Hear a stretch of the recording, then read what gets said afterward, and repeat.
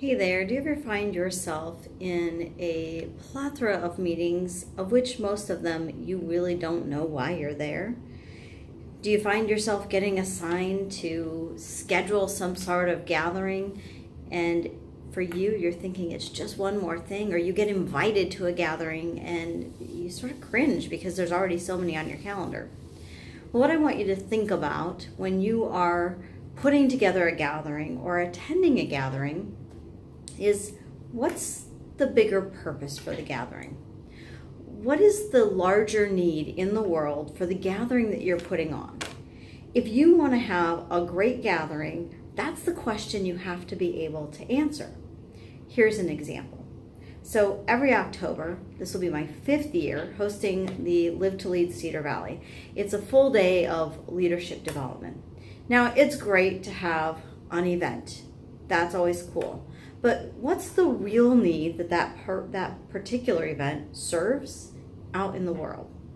Well, here in the Cedar Valley, we have a talent deficit, not unlike a lot of areas in the world, meaning we don't have the talent that we need to grow our businesses the way we need to grow them.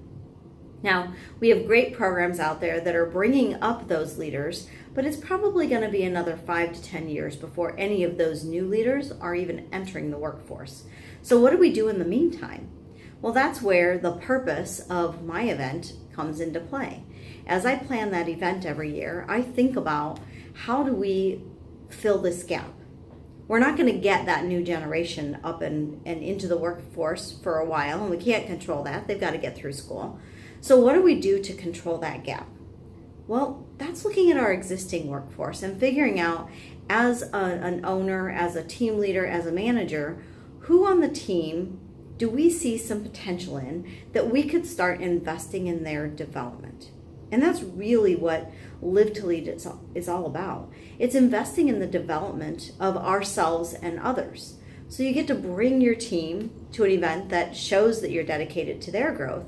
But the interesting thing is, as a leader, you get to invest in your own growth. And right now, to be successful in business and in our community, you have to make a leader shift, which is one of the topics we're going to talk about this October. But you've got to shift from the old way of leading to the new way of leading. And one of the mindsets that has to change and be embraced is, before, it was a sort of an us versus them mentality, where old leadership meant there was a separation. There was this big wall that came down between us, the leader, and them, the team. Well, now that barrier is getting broken down. Now, we want to make sure that we're breaking it down and staying ethical and acting with integrity, but the expectation in this new landscape of business is that as leaders, we know our people, that we take care of our people. Your people are not going to want to work for you if they don't know, like, and trust you. If they can't answer, do you care for me? Can you help me? And can I trust you? Those are the things they have to be able to say yes to. And that, for many business leaders, takes a leader shift. So we'll be talking more about the leader shift on October 26th. You can visit l2lcedarvalley.com for more information. But I encourage you to really think about, what is the current level of leadership development you invest in. And just because you already do something in your company doesn't mean it's enough. As a matter of fact, it's probably not, because your team needs to grow and have exposure to new ideas and other leaders in the community in order to bring back better perspective to your organization and make it productive.